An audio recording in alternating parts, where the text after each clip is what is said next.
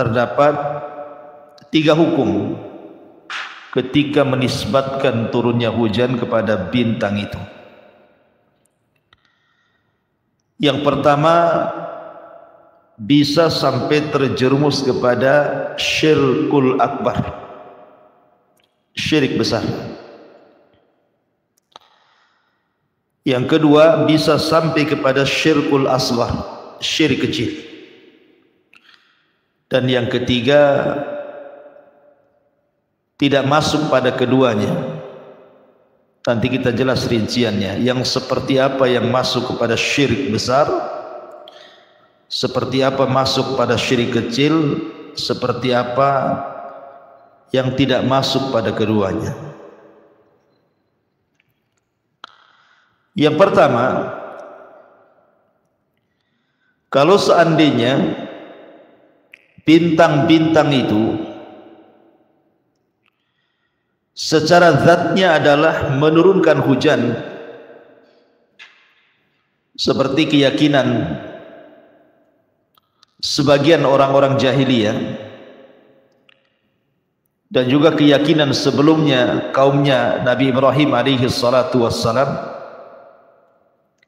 maka jelas kalau ini keyakinannya berarti dia telah menyekutukan Allah subhanahu wa ta'ala dengan bintang itu. Syirik besar. Kalau seandainya bintang-bintang itulah yang mempengaruhi turunnya hujan.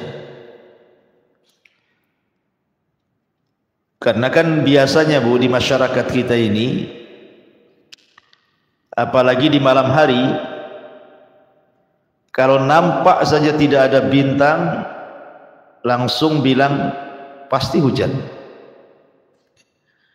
Kalau nampak bintang walaupun satu, tak hujan. Kenapa? Ada bintang kan itu. Nah, kalau seandainya kemudian seseorang menisbatkan hujan ini kepada bintang dan diyakini bahwa bintang itu memiliki pengaruh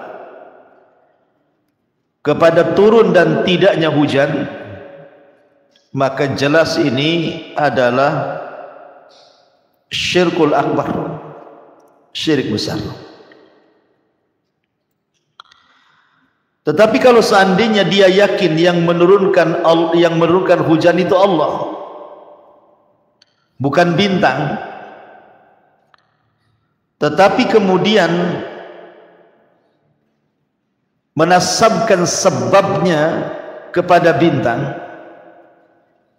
maka ini syirkul asghar, atau lebih tepat disebut kufur nikmat. Kalau seandainya dia yakin Allah sih yang menurunkan hujan itu Allah, tapi sebabnya karena ada peredaran bintang, muncul tenggelamnya, gugusannya dan begitu seterusnya, maka ini tidak sampai kepada syirik besar tapi syirik kecil, atau disebut dengan kufur nikmat. Yang sering saya contohkan pada ibu, contohnya kalau seandainya ibu naik bus gitu ya, harusnya bus itu terjadi kecelakaan, sudah diprediksi nih pasti celaka nih karena remnya belum. Orang satu bus itu sudah khawatir gitu ya, apalagi sopirnya sudah ngasih tahu ini rem belum, akan masuk jurang. Dan sudah panik tuh orang satu bus ini. Tiba-tiba dengan keahlian sang sopir, kemudian bus itu tidak masuk ke dalam jurang. Kemudian berkata orang-orang yang di bus ini, yakin bahwa yang menolong mereka, menyelamatkan mereka sehingga bus itu tidak masuk ke jurang adalah Allah. Yakin Allah yang menyelamatkan. Cuman kemudian lisannya kufur nikmat dan mengatakan kalau bukan karena Pak Sopir, kalau bukan karena kehebatan Pak Sopir dan kehandalannya, tentu kami sudah nyungsep di jurang. Ini sama seolah-olah kesannya lisannya mengatakan bahwa keselamatan itu karena sopir.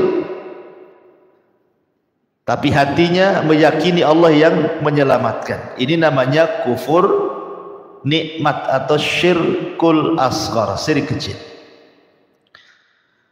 Kalau hatinya meyakini yang menurunkan hujan Allah, tetapi lisannya kemudian mengatakan sebab bintang ini dan itu disebut kufur nikmat. Harusnya ucapannya adalah kalau bukan karena Allah, kemudian Pak Sopir, nah harus dengan begitu. Tapi kalau kemudian langsungan main untung punya Pak Sopir bagus, nggak celaka kita.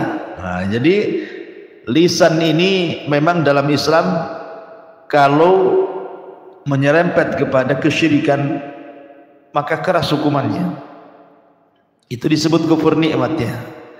Karena yang kedua ini tidak menasabkan hujan kepada bintang, tidak, cuman menjadikan sebab turunnya hujan kepada bintang dan dia yakin Allah yang menurunkannya, makanya hukumnya lebih rendah lagi. Kemudian yang ketiga yang tidak termasuk kepada dua perkara tersebut, kalau seandainya turunnya hujan itu tidak dinisbatkan kepada peredaran muncul tenggelam bertemunya bintang, atau tidak mengatakan ini sebab bintang dan itu, tetapi bertepatan dengan munculnya bintang ini turun hujan, itu tidak apa-apa. Sama dengan umpamanya turun hujan di hari Rabu, bertepatan dengan hari Rabu. Turun hujan di bulan November bertepatan di bulan. Turun hujan ketika muncul ini, ya bertepatan ketika munculnya, bukan mengatakan bahwa bintang itu yang menurunkan hujan, atau bukan karena bintang itu penyebab turunnya hujan. Nah, kalau yang ketiga tidak ada masalah, karena dalam bahasa Arabnya juga beda gitu ya. Kalau yang dilarang itu menggunakan ba al-istisqa'u bil anwa, tetapi kalau yang dibolehkan menggunakan fi itu artinya dzarfiyah, menunjukkan waktu. Al-istisqa fi al-anwa. Taib. Kita masuk pada babnya supaya lebih jelas lagi dan tidak bingung. Mu'allif rahimahullahu ta'ala kemudian menyebutkan beberapa dalil dari Al-Quran dan Sunnah Nabi Sallallahu Alaihi Wasallam. Allah Subhanahu Wa Taala berfirman, wa taj'aluna rizqakum annakum tukadzibun, dan kalian membalas rizki yang telah dikaruniakan kepadamu dengan cara mendustakannya. Al-Waqiah ayat 82. Dan kalian membalas rizki yang dianugerahkan Allah kepada kalian dengan mendustakannya. Harusnya kalau mendapatkan rizki dari Allah itu bersyukur dengan cara menisbatkan nikmat itu dari Allah. Wa ma bikum min nikmatin faminallah. Artinya apapun nikmat yang datang kepada kalian itu semua datang dari Allah. Berarti syukurnya harus kepada Allah yang memberikan nikmat. Kalimat rizqakum wa taj'aluna rizqakum, dan kalian membalas rizki yang Allah anugerahkan kepada kalian. Ada yang mengatakan rizqakum di sini artinya hujan, karena hujan juga bagian daripada rizki. Wa fis samai rizqukum wa ma tu'adun, dan di langit itu tersimpan rizki kalian. Maksudnya sebagian ahli tafsir mengatakan bahwa rizqukum dalam ayat itu artinya hujan, karena hujan itu bagian daripada rizki. Kenapa hujan itu bagian daripada rizki? Karena dengan hujan inilah akhirnya tanaman-tanaman jadi subur, kemudian berbuah, dan buahnya kita bisa makan. kemudian cuaca panas jadi sedikit adem, sehingga kita bisa merasakan kenyamanan cuaca. Atau sebagian ibu-ibu kan itu ya, akhirnya nampung air, bisa nyuci, bisa mandi. Sumur-sumur yang tadinya kering akhirnya banyak gitu ya, penampungan air kayak di Batam ini ATB, jadi debitnya penuh. Jadi hujan itu rizki, karena hujan sendiri disebutkan dalam sebuah hadis adalah rahmat, turunnya rahmat. Jadi hujan itu tempat turunnya rahmat. Makanya kenapa Bu, kalau sedang hujan, baik hujan kecil atau hujan deras, berdoa Bu kepada Allah Subhanahu wa taala, karena saat itu rahmat sedang turun. Kemudian yang kedua, ucapkan dalam bentuk syukur kita karena hujan ini, seperti yang diajarkan Nabi SAW. Ibu katakan, mutirna bifadlillahi wa birahmati. Hujan turun kepada kita karena karunia dan rahmatnya. Katakan seperti itu. Kalau ada hujan Bu, langsung ibu katakan mutirna bifadlillahi wa rahmati. Atau ibu katakan Allahumma sayyiban nafi'ah. Ya Allah, jadikan hujan ini menjadi hujan yang bermanfaat. Tapi kalau seandainya hujan ini nampaknya membahayakan, maka ibu berdoa kepada Allah Subhanahu wa taala agar hujan ini dipindah ke bukit-bukit, ke gunung-gunung, ke lembah-lembah. Allahumma hawalaina wala alaina. Ya Allah, jangan timpakan hujan ini menjadi musibah bagi kami, tapi tempatkanlah musibah ini di gunung, hujan ini di gunung-gunung, di bukit tempat tumbuh-tumbuhan, lembah-lembah. Ibu katakan seperti itu. Kalau sudah nampak nih hujan ini membahayakan. Jadi semua ada tuntunannya ketika turun hujan itu. Intinya hujan itu datang dari Allah, dan hujan itu bagian daripada rizki dari Allah. Maka jangan mendustakan rizki yang Allah anugerahkan kepada kita dengan cara menisbatkan hujan itu kepada bintang. Kemudian juga mu'alif rahimahullahu ta'ala setelah itu membawakan hadis dari Abu Malik al-Ash'ari radhiyallahu anhu, anna Nabiya sallallahu alaihi wasallam yaqul, arba'un fi ummati min amril jahiliyah la yatrukuhun. Ada 4 perkara, kata Rasul, dari perkara-perkara jahiliyah yang masih melekat pada umatku dan mereka belum bisa meninggalkannya. Hadis ini adalah hadis yang menakutkan,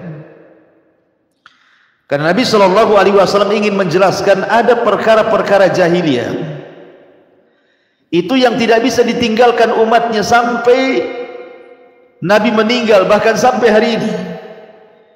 Ini sifat-sifat jahiliyah ini melekat pada umat Islam, karena Rasul mengatakan fi ummati, dalam umatku, maksudnya umat istijabah, umat Islam, bukan umat luar.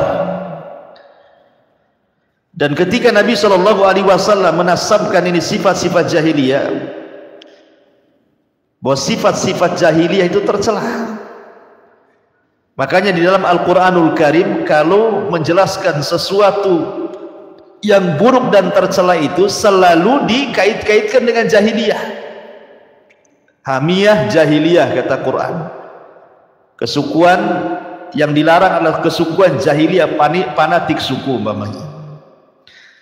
Atau ketika umpamanya Allah Subhanahu wa taala menjelaskan soal dandanan perempuan yang suka bersolek, suka membuka aurat, berdandan kalau keluar rumah, maka Allah Subhanahu wa taala katakan wala tabarrujna tabarrujal jahiliyah. Jangan kalian tabarruj, berdandan ala jahiliyah. Atau umpamanya kemudian Allah bicara tentang hukum di luar daripada hukum Allah. Afa hukmal jahiliyati tabghun? Apakah hukum jahiliyah yang kalian cari? Jadi Al-Quran ataupun Sunnah Nabi SAW kalau sudah menyebut-nyebut jahiliyah itu berarti perbuatan itu tercela.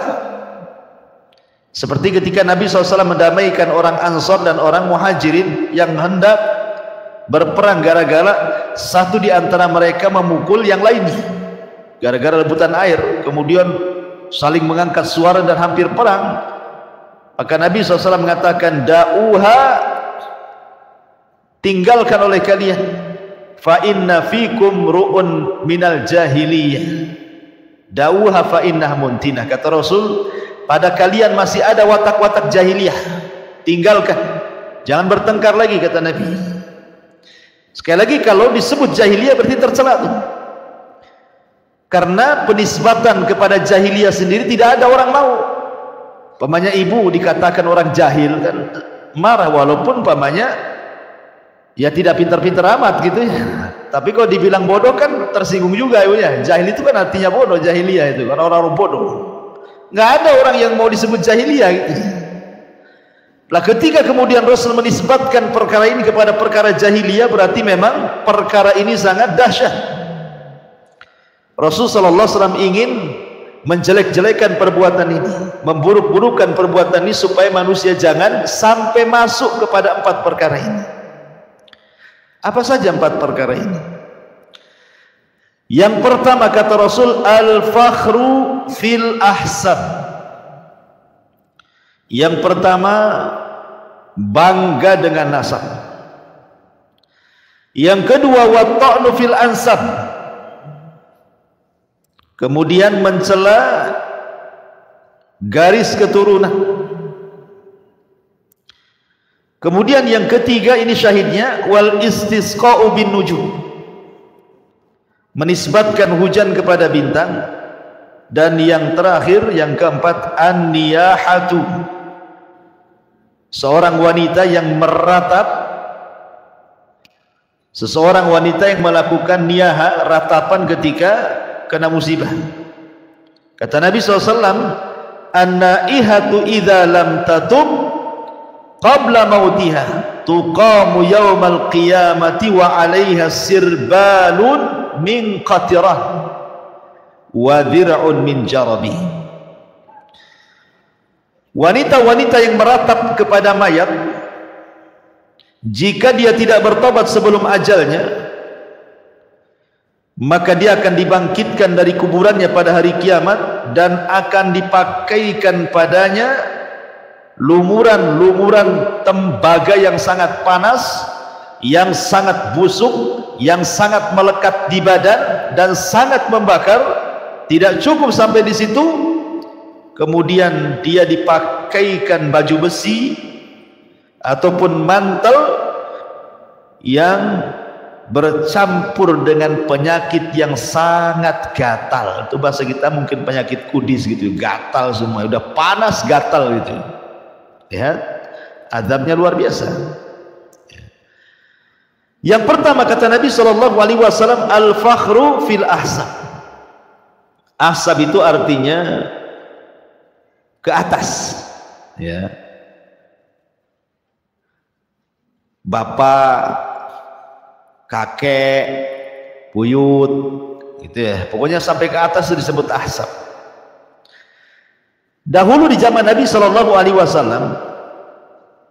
ada orang yang satu mencela nasab, yang satu bangga dengan nasab. Jadi yang satu al-fakhru fil ahsab, yang satu at-ta'nu fil ansab. Jadi dua orang ini sedang bertengkar.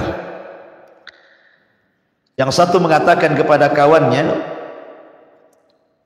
tahukah kamu siapa saya? Bangga dia, sombong. Tahukah kamu siapa saya? Kemudian dia mencela kawannya, amma anta fala ummalaka. Adapun engkau saya tahu kamu ini turunan siapa.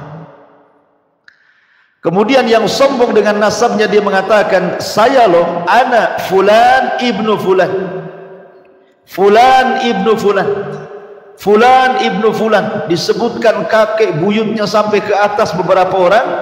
dengan sangat sombongnya karena merasa mungkin kakek buyutnya mungkin orang-orang hebat, para pejabat, para pahlawan mungkinnya.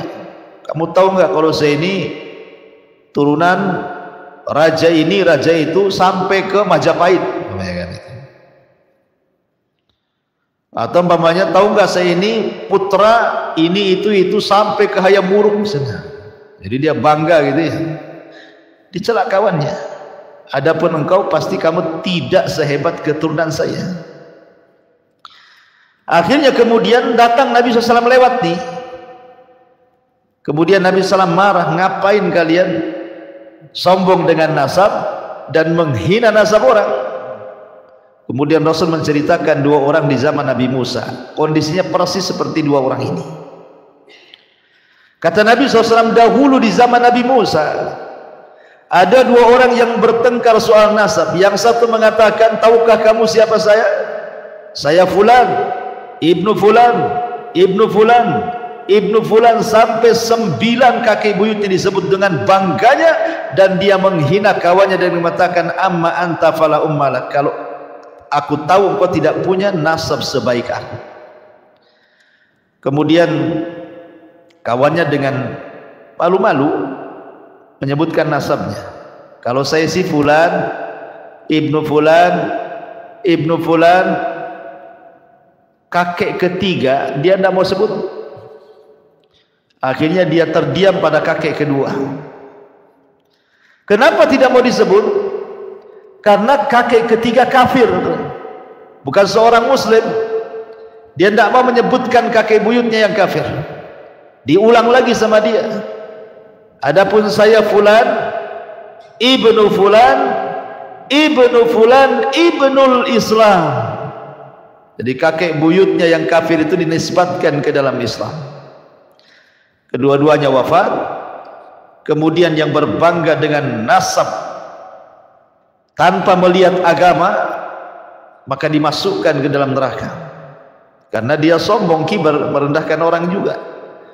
Kemudian ada pun orang yang malu-malu menyebutkan nasabnya dan tidak mau nasab kakek buyutnya yang kafir disebutkan, Allah masukkan ke dalam surga. Begitulah perkara jahiliyah yang masih ada di zaman sekarang kan. Orang-orang yang kemudian mencela nasab dan berbangga dengan nasab. Makanya dahulu di zaman Rasul, Abi Dzar Al-Ghifari radhiyallahu an pernah mencela Bilal. Karena Bilal ini kan seorang budak. Abi Dzar ini kan pemimpin kabilah, merasa derajatnya lebih tinggi, Bilal ini lebih rendah, tidak punya nasab. Dicela Bilal. Maka Nabi SAW marah kepada Abi Dzar dan mengatakan, ya Aba Dzarrin a'ayyartahu bi ummi. Wahai Abi Dzar, apakah kamu menghina dengan menghina ibunya Bilal? Innaka mru'un fika jahiliyah. Sesungguhnya dalam dirimu masih ada sifat jahiliyah, kata Nabi. Tidak boleh seseorang itu membanggakan dengan orang tua dan menghina orang tua orang lain dengan mengatakan, paling bapakmu itu tukangnya, bapakmu itu ya tukang ngantar-ngantar COD. Bapak saya lihat tuh lagi tugas di Polda katanya. Nah ini kan, ini menghina nasab orang, berbangga dengan nasab sendiri. Karena ada itu anak pejabat yang sombong-sombongan di jalan, ugal-ugalan gitu ya. Kemudian ketangkap polisi, marah-marah gitu. Ya, kenapa bapak tangkap saya? Saya ini anak DPR gitu. Kan ada ya, orang yang bangga kayak gitu ya. Jadi terkadang masih ada, bahkan di lingkungan yang kecil, umpamanya di yayasan atau di masjid. Mungkin anak ketua yayasan gitu ya. Kau jangan macam-macam ya. Aku nih lo anak ketua yayasan di sini. Nah, ini kan sama juga. Jangan macam-macam. Saya anak RT di sini. Baru anak RT udah bangga nih. Jadi jangan sampai kemudian seseorang sombong. Nggak boleh. Itu perkara jahiliyah. Itu nggak boleh kayak gitu. Berbangga dengan nasab dan merendahkan nasab turunan orang. Adapun kalau dalam bentuk ikhbar, penghabaran sih nggak apa-apa. Jadi itu bukan membanggakan nasab, seperti Rasul mengatakan dalam peperangan itu, ana Muhammad ana ibnu Abdul Muttalib, saya Muhammad dan saya adalah turunan Abdul Muttalib. Abdul Muttalib itu raja daripada Raja Quraisy saat hidupnya. Jadi kalau sifatnya menghabarkan tidak apa-apa.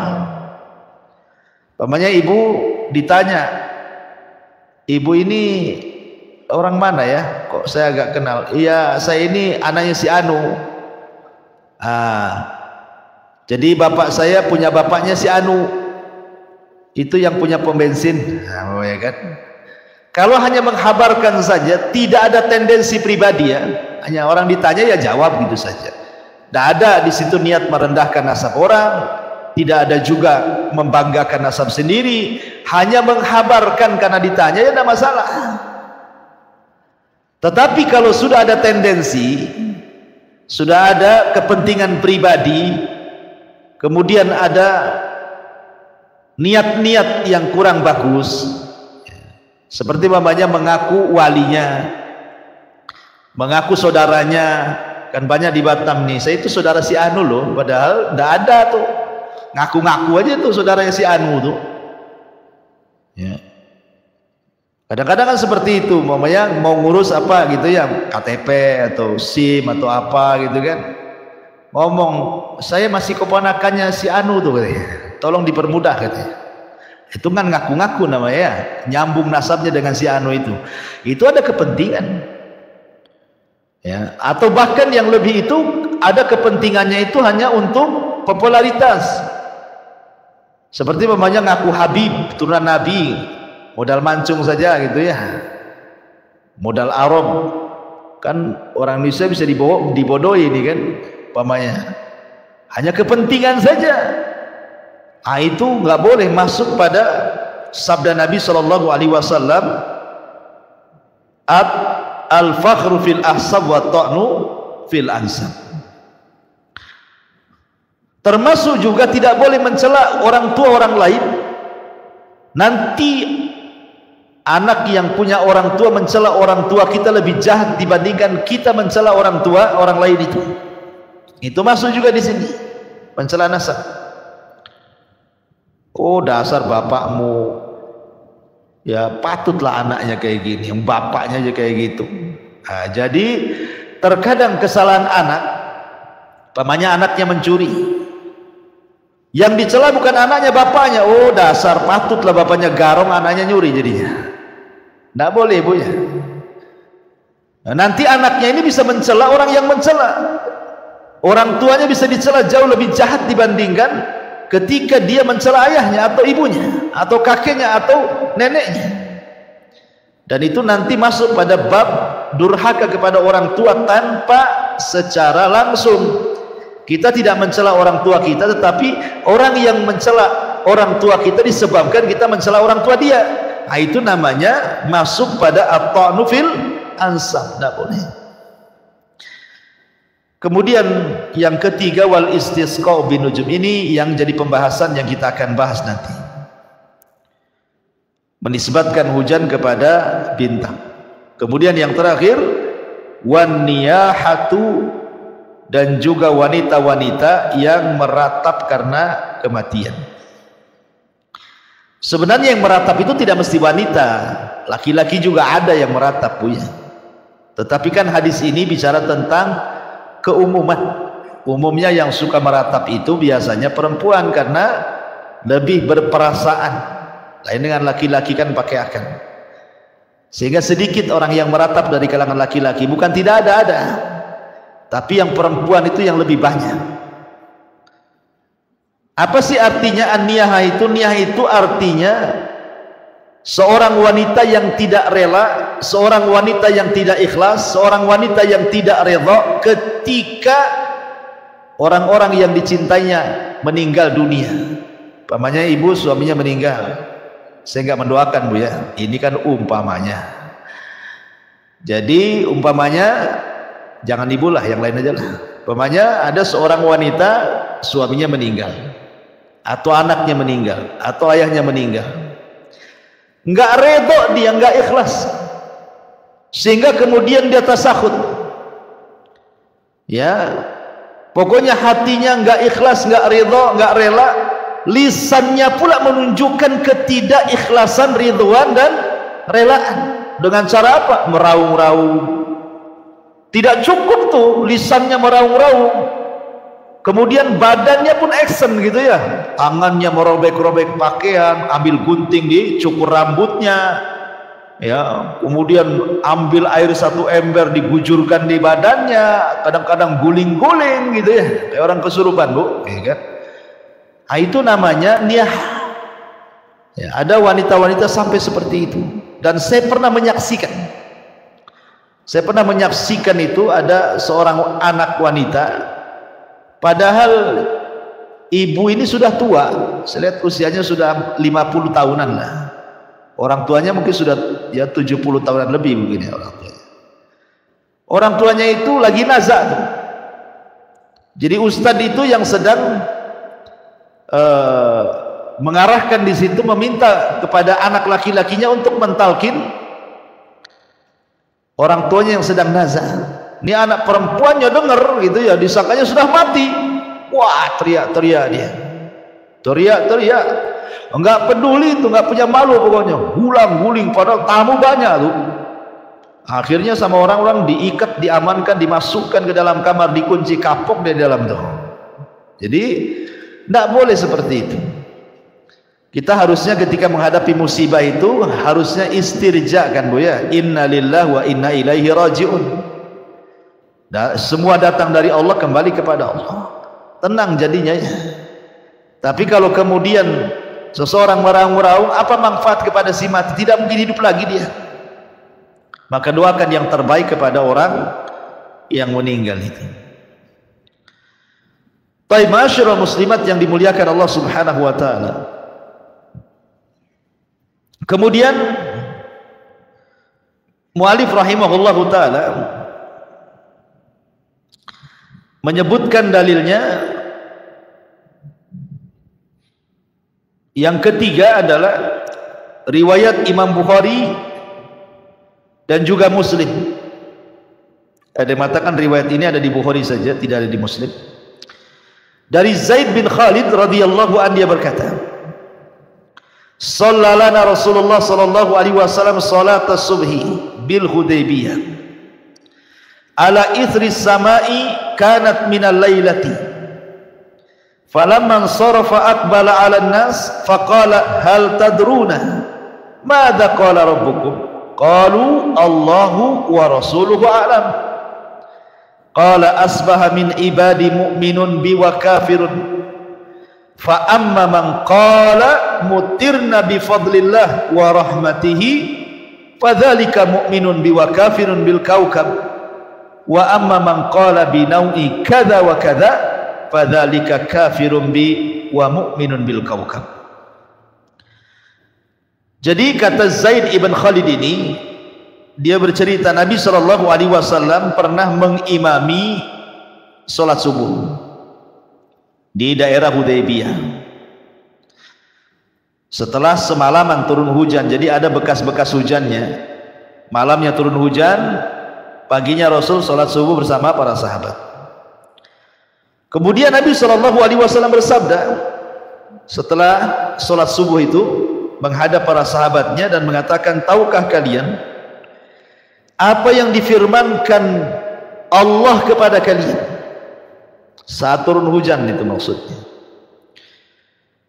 karena kebiasaan Rasul itu kalau selepas sholat subuh terkadang nanya-nanya mimpi ya. Jadi sahabat itu ditanya sama Nabi kalau setiap sholat fajar itu, siapa yang bermimpi tadi malam gitu. Nanti sahabat menceritakan mimpinya dan Rasul mentakwilkannya, tapi tentu mimpi-mimpi yang baik ya. Kalau mimpi jelek jangan diceritakan.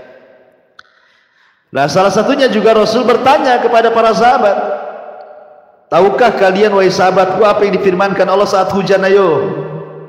Maka sahabat mengatakan Allah dan Rasulnya yang tahu.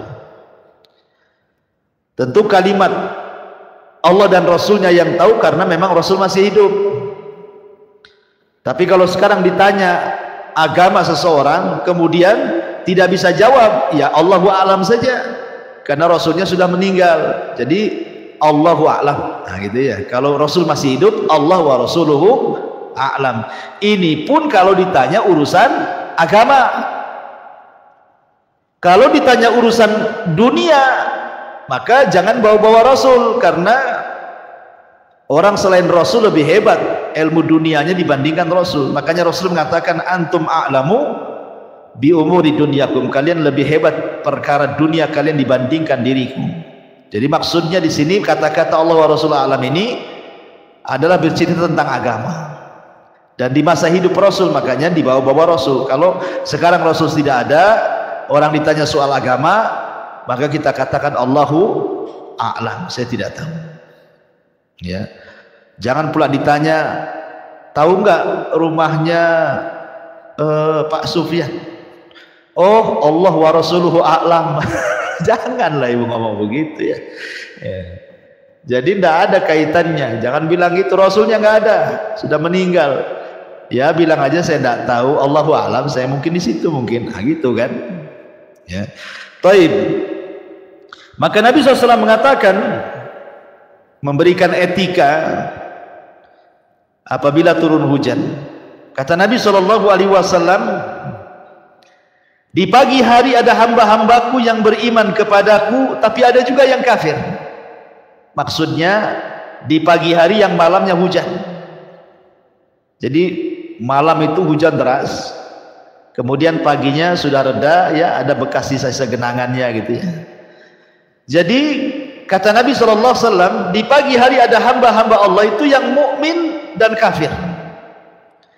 Adapun yang mukmin ketika dia mengatakan mutirna bi fadlillahi wa rahmatihi, oh kami semalam dihujani karena karunia dan rahmat Allah. Kalau dia ngomong begitu berarti dia sedang beriman dengan Allah dan kafir dengan bintang-bintang. Tapi kalau kemudian dia ngomong mutirna bi naui kada wa kada, bahwa kami dihujani dengan bintang ini dan itu, maka inilah kafir dengan diriku dan beriman kepada bintang-bintang. Tadi sudah saya jelaskan ada dua hukum. Hukum yang pertama, kalau hujan dinisbatkan kepada bintang, bahwa bintang itulah yang menurunkan hujan dan tidak dilibatkan Allah di situ, berarti syirik besar. Tapi kalau dia yakin Allah yang menurunkan hujan, tetapi disebabkan peredaran bintang itu kemudian turun hujan, berarti syirik kecil. Itulah bedanya di sini ya. Ya, bedanya hanya sekedar menjadikan sebab, sama mengatakan bahwa bintang itu pelaku. Kalau bintang itu pelaku berarti syirik besar. Tapi kalau bintang itu hanya sebab saja berarti syirik kecil. Nah gitu ya. Itu perbedaannya. Tapi kalau bintang itu tidak dijadikan pelaku dan tidak dijadikan sebab, hanya hujan bertepatan dengan bintang itu, maka itu tidak apa-apa. Sama dengan kita ngomong hujan bertepatan hari Sabtu, nggak apa-apa, bukan hari Sabtu yang menurunkan hujan. Ya, jadi inilah rincian para ulama. Ma'asyiral muslimat yang dimuliakan Allah Azza wa Jalla. Kemudian juga Imam Bukhari dan juga Muslim meriwayatkan dari Ibnu Abbas radhiyallahu anhuma yang semana dengan hadis sebelumnya. Wa qala ba'duhum laqad sadaqa naw'u kadza wa kadza fa anzalallahu hadhil ayah fala uqsimu bimawaqi'in nujum wa innahu laqasamun law ta'lamuna 'adzim innahu laqur'anun karim fi kitabim maknun la yamassuhu illa al-mutahharun tanzilun mir rabbil alamin afa bihadzal hadithi antum mudhinun wa taj'aluna rizqakum annakum tukadzibun. Dan berkata sebagian mereka, sebagian manusia, sungguh telah benar bintang ini dan bintang itu. Jadi ketika di zaman jahiliyah ada yang kemudian menisbatkan hujan itu kepada bintang dan mengatakan sungguh telah benar bintang itu yang menurunkan hujan, bintang ini yang menurunkan hujan, dan begitu seterusnya. Maka turunlah ayat Al-Quran membantah mereka. Lalu aku bersumpah dengan tempat-tempat beredarnya bintang-bintang. Fala uqsimu bimawaqi'in nujum. Aku bersumpah dengan tempat-tempat beredarnya bintang-bintang. Wa innahu laqasamun law ta'lamuna 'adzim. Dan sesungguhnya itu benar-benar sumpah yang besar sekiranya kamu mengetahuinya. Innahu laqur'anun karim fi kitabim maknun la yamassuhu illal mutahharun. Dan ini sungguh Al-Quran yang sangat mulia dalam kitab yang terpelihara Lauhil Mahfud, tidak ada yang menyentuhnya selain hamba-hamba yang disucikan, maksudnya para malaikat. Tanzilu mir rabbil alamin, yang turun dari Rabb alam semesta. Afa bihadzal hadithi antum mudhinun. Apakah kamu hendak menganggap remeh berita-berita Al-Quran ini? Wa taj'aluna rizqakum annakum tukadzibun, dan kalian menjadikan rizki yang Allah turunkan kepada kalian tiba-tiba kalian mendustakan. Ini syahidnya di sini bahwa sebelumnya Allah menceritakan bahwa tidak ada hubung kait hujan dengan bintang. Enggak ada hubung kait hujan dengan bintang itu. Ya. Kalau seandainya ada menghubung-hubungkan kait antara hujan dengan bintang sampai mengatakan bintang itu pelaku hujan atau sebab turunnya hujan, maka itu sama dengan taj'aluna rizqakum annakum tukadzibun, menjadikan rizki Allah yang berupa hujan kalian dustakan nikmat itu, kemudian disandarkan kepada selain Allah Subhanahu wa ta'ala. Ya. Sering saya analogikan, Bu, kalau seandainya ibu ini baik sama orang, sama anak lah, ibu punya anak, ibu baikin anak itu, ibu sekolahkan sampai perguruan tinggi, dicarikan pekerjaan sampai dapat pekerjaan yang layak, sudah besar digaji jadi orang, nah dia orang tapi jadi orang lagi, ya. Kemudian tiba-tiba malah berbuat baik sama tetangga yang ada hubungan jasa dari kecil sampai jadi orang sukses. Kalau ngirim ke tetangganya, nanti bulan depan ngirim lagi ke tetangganya. Orang tuanya nggak pernah dikirim-kirim, Bu, yang membesarkan dia, menyekolahkan dia sampai kemudian mendapatkan pekerjaan sampai mapan. Kalau ngirim duit sama tetangganya, sakit hati enggak, Bu? Oh, sakitnya nyesek, Bu. Ya, kurang ajar anak itu. Saya yang melahirkan, saya yang biayai sekolah, saya yang carikan kerjaan, sudah mapan, tetangga pula dapat hasil. Ya, lah anak ini nggak tahu budi namanya, kan, Bu, ya. Harusnya anak ini bersyukur kepada orang tua yang membesarkannya, kan, Bu, bukan bersyukur kepada tetangganya. Lah itu namanya tidak bersyukur kepada yang telah memberikan nikmat. Lah pada manusia saja ibu bisa marah kalau terjadi pada anak seperti itu, kan. Maka mimbabil aula tentu Allah juga berhak marah untuk itu. Ya, Allah marah kalau seandainya sudah dikasih hujan, kalian syukurnya sama bintang bukan kepada saya, katanya. Kan marah, kan. Makanya dihukumi sebagai syirik akbar kalau seandainya kemudian bintang itu pelakunya. Tapi kalau dia hanya menjadikan sebab, ya syirik kecil. Dua-duanya syirik, dua-duanya dosa. Makanya di sini Allah mengajarkan kepada kita, hendaklah kita jangan menjadikan rizki yang Allah anugerahkan itu dibalas dengan mendustakan rizki itu dengan menasabkan kepada selain yang memberikan rizki. Maka dari sini menunjukkan bahwa ucapan manusia di masyarakat itu harus dijaga.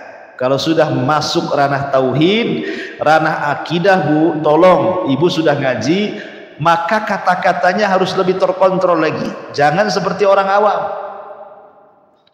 Seperti mamanya kata-kata yang biasa dikatakan di masyarakat, namanya, kan.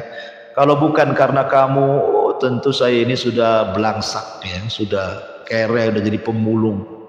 Ya, untung ada kamu, saya ke Batam ditolong, sekarang saya sudah punya usaha mapan di sini. Nggak bisa kayak gitu. Ya memang betul. Ya, dia yang nolong kita sehingga kita menjadi orang di sini, gitu. Tapi bahasa akidah itu nggak bisa kayak gitu bahasanya. Harus dirapihkan bahasanya. Bagaimana caranya, Bu, ngomongnya? Kalau bukan karena Allah, kemudian jangan pakai dan, Bu, ya. Kemudian kalau dan itu menyetarakan. Kalau bukan karena Allah dan kamu itu tidak boleh. Tetapi harus pakai kemudian, kalau bukan Allah kemudian, nah gitu ya. Allah dulu, kemudian kamu. Nah, tentu saya ini sudah begini begitu. Nah, supaya jangan sampai kita menasabkan nikmat kepada selain Allah, walaupun ibu tahu nikmat itu datang dari Allah, ibu tahu sukses itu datang dari Allah semuanya. Sebab orang itulah kemudian tiba-tiba Allah dihilangkan, orang itu disebut-sebut. Makanya bahasa tauhid itu semua diutarakan, harus jelas, karena efeknya bisa dosa ya, efeknya itu bisa terjerumus pada syirkul asghar ataupun kufur nikmat, dan dikhawatirkan masuk pada sabda Nabi SAW, wa innal abda la yatakallamu bil kalimati la yulqi laha balan yahwi sahibuha fi nari jahannam. Terkadang ada seorang hamba mengucapkan satu kalimat tanpa sadar, kalimat itu membuat Allah murka, cukup ia dimasukkan oleh Allah ke dalam jahannam. Naudzubillah. Ya, padahal ngomong nggak sadar tuh. Makanya harusnya dibedakan orang yang sudah ngaji dengan yang belum ngaji. Bu, biasakan di masyarakat ngomong begitu itu. Ya, kalau bukan karena Allah kemudian kamu, mungkin tadi kita sudah celaka di situ. Kalau bukan karena Allah kemudian anjing tetangga yang gonggong-gonggong itu udah kebobolan lah rumah saya ini. Nah, kalau bukan karena Allah kemudian Pak Polisi ini gitu ya, tentu saya sudah kerampokan. Begitu bahasanya, ditata Bu ya. Jangan main kalau bukan karena kamu, kalau bukan karena kamu, itu menasabkan nikmat kepada selain Allah. Ini namanya syirik kecil ya, dan lebih tepat disebut kufur nikmat namanya. Wallahu alam. Subhanaka bihamdika asyhadu an la ilaha illa anta astaghfiruka wa atubu ilaik. Wallahu ta'ala. Assalamualaikum warahmatullahi wabarakatuh.